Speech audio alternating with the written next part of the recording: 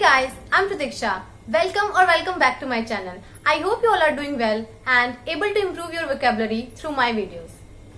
And before starting the video, if you are new to this channel, then please like this video and subscribe to my channel so that I get motivation to make more videos for you guys. As usual, there is also a grammar portion at the end of the video, and I'm really sorry friends, because in the previous video I just forget to give the exact timing of the grammar portion in the description. But in this video you will definitely get the exact timing in the description, so check out the description and you can watch only that part. Now I just quickly summarize the story of the previous video. तो पिछली video में हमने पढ़ा कि जब वो औरत Santiago को कहती है कि तुम्हें इजिप्ट जरूर जाना चाहिए, तुम्हें वहाँ खजाना मिलेगा और जिससे कि तुम एक अमीर आदमी बन जाओगे, तो सैंटियागो थोड़ा हैरान होता है, लेकिन उसके बाद वो इरिटेट हो जाता है कि सिर्फ इतनी सी बात जानने के लिए उसे इस औरत की जरूरत नहीं थी, या फिर उसे यहाँ आने की जरूरत नहीं थी। लेकिन वो सोचता है कि इसके लिए उसे कुछ पैसे भी नहीं देने हैं, तो कोई बात नहीं।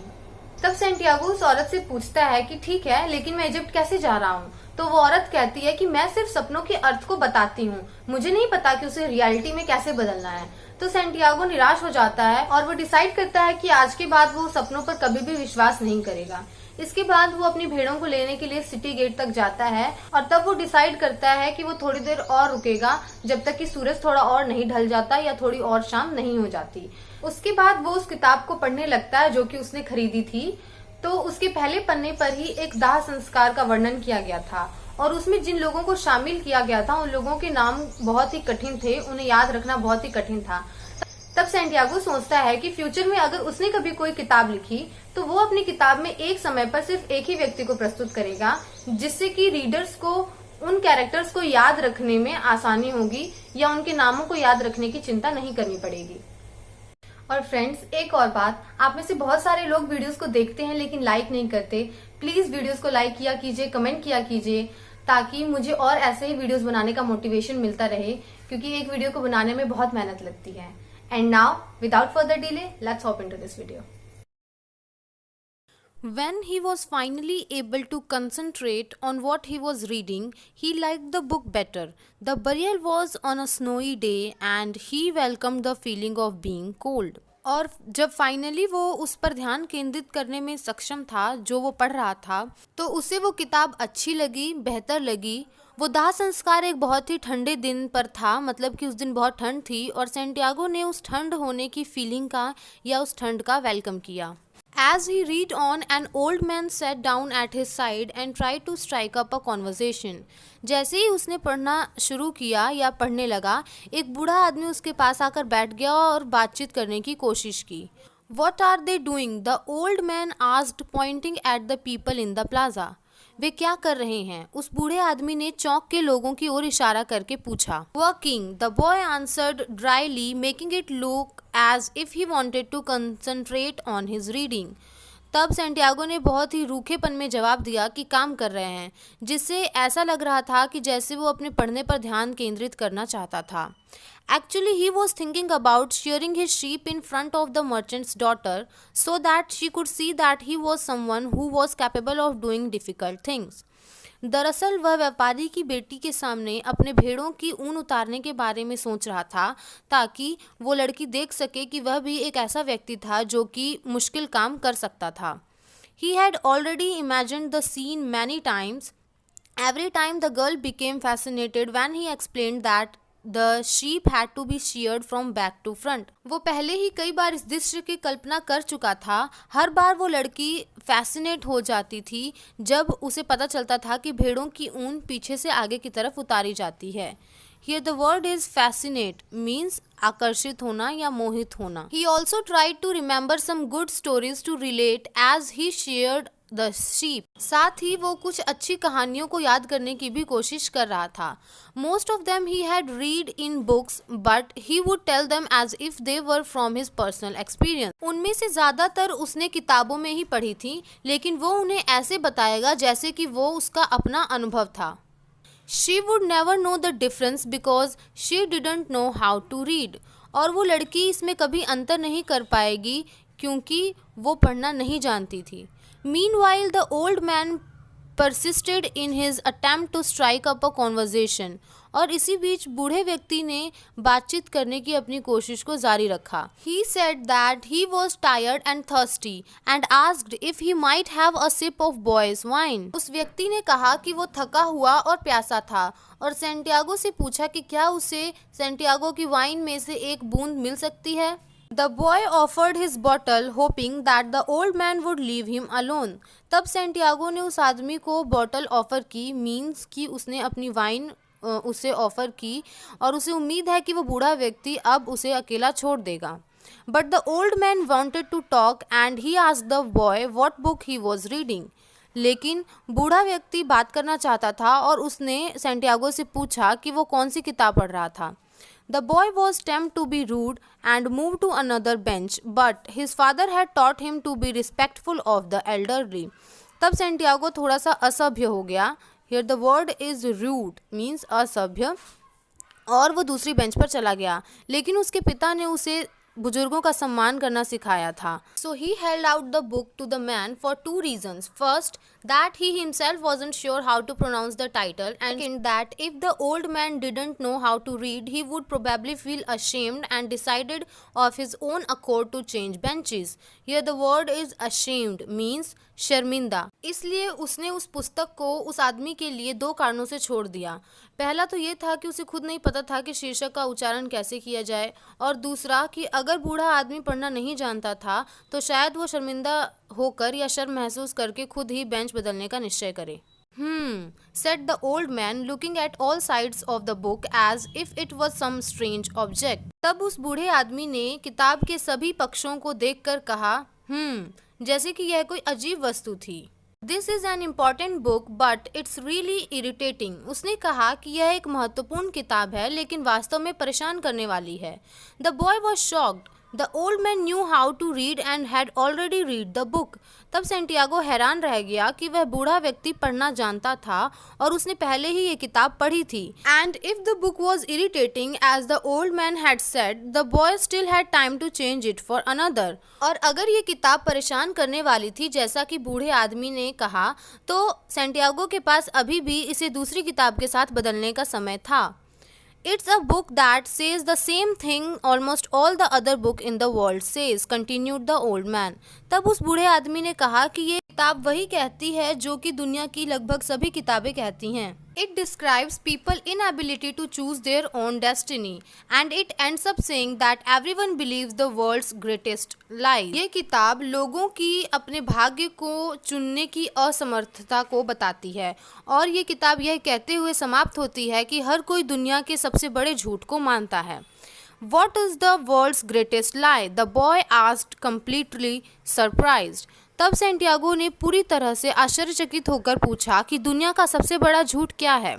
It is this, that a certain point in our lives we lose control of what's happening to us and our lives become controlled by fate. That's the world's greatest lie. तब वो बूढ़ा व्यक्ति कहता है कि वह झूठ ये है कि जीवन के एक निश्चित बिंदु पर, एक सर्टेन पॉइंट पर, हम अपने साथ क्या हो रहा है इस पर नियंत्रण खो देते हैं और हमारा जीवन भाग्य के द्वारा नियंत्रित हो जाता है, और यह दुनिया का सबसे बड़ा झूठ है. That's never happened to me, the boy said. They wanted me to be a priest, but I decided to become a shepherd. तब सेंटियागो कहता है कि मेरे साथ ऐसा कभी नहीं हुआ. वे चाहते थे कि मैं पुजारी बनूं, लेकिन मैंने चरवाहा बनने का फैसला किया. Much better, said the old man, because you really like to travel. तो बूढ़े आदमी ने कहा, बहुत बेहतर, क्योंकि तुम्हें वास्तव में यात्रा करना पसंद है. He knew what I was thinking, the boy said to himself. तो वो जानता था कि मैं क्या सोच रहा था, ये सेंटियागो ने खुद से कहा. The old man meanwhile was leafing through the book without seeming to want to return it all. वो बूढ़ा व्यक्ति इसी बीच किताब के पन्ने पलटने लगा, यानी कि पढ़ने लगा. ऐसा लग रहा था कि वो इस किताब को वापस देना नहीं चाहता था. The boy noticed that the man's cloth was strange. He looked like an Arab, which was not usual in those parts. तब सेंटियागो ने देखा कि उस व्यक्ति के कपड़े अजीब थे. वो एक अरब व्यक्ति जैसा दिखता था जो कि उन हिस्सों में सामान्य नहीं था. Africa was only a few hours from तरीफा. तरीफा से कुछ ही घंटों की दूरी पर अफ्रीका था. Arabs often appeared in the city shopping and chanting their strange prayers several times a day. अरब अक्सर शहर में शॉपिंग करते हुए या अपनी अजीब तरह की प्रेयर दिन में कई बार करते हुए दिखाई देते हैं। Where are you from? The boy asked. From many places. No one can be from many places, the boy said. तो सेंटियागो ने पूछा कि आप कहाँ से हैं? तो उस बूढ़े व्यक्ति ने जवाब दिया, कई जगहों से। तब सेंटियागो ने कहा कि कोई भी कई जगहों से नहीं हो सकता। I'm a shepherd and I have been to many places, but I come from only one place, from a city near an ancient castle. That's where I was born. Santiago कहता है कि मैं एक चरवाहा हूँ, मैं कई स्थानों पर रह चुका हूँ, लेकिन मैं केवल एक ही स्थान से आता हूँ, एक प्राचीन महल के पास एक शहर से। मैं वहीं पैदा हुआ था। Well, then we could say that I was born in Salem. तो वो बूढ़ा व्यक्ति कहता है कि ठीक है, फिर हम कह सकते हैं कि मैं सेलम में पैदा हुआ था। The boy didn't know where Salem was, but he didn't want to ask, fearing that he would appear ignorant. लेकिन सेंटियागो नहीं जानता था कि सेलम कहाँ है, लेकिन वो यह पूछना नहीं चाहता था। उसे डर था कि वो इस तरह से अज्ञानी लगेगा। He looked at the people in the plaza for a while. They were coming and going, and all of them seemed to be very busy. तो सेंटियागो ने कुछ पल के लिए चौक पर लोगों को देखा। वो आ रहे थे, जा रहे थे, और वे सभी बहुत ही व्यस्त दिखाई दे रहे थे। So what is Salem like? He asked, trying to get some sort of clue. तो सेंटियागो ने पूछा कि सेलम कैसा है। वो किसी तरह का सुराग पाने की कोशिश कर रहा था। It is like it always had been. तो उस व्यक्ति ने कहा कि ये वैसा ही है जैसा हमेशा से रहा है। No clue yet, but he knew that Salem wasn't in Andalusia. If it were, he would already have heard of it. तो सेंटियागो को कोई सुराग नहीं मिला, लेकिन वो जानता था कि ये सेलम एंडोलूशिया में नहीं था, क्योंकि अगर ऐसा होता तो वह पहले ही इसके बारे में सुन चुका होता। And what do you do in Salem? He insisted. तब सेंटियागो ने जोर देकर पूछा कि तुम सेलम में क्या करते हो?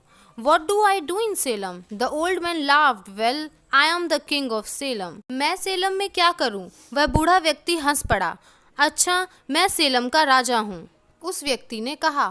People say strange things, the boy thought. Sometimes it's better to be with the sheep who don't say anything.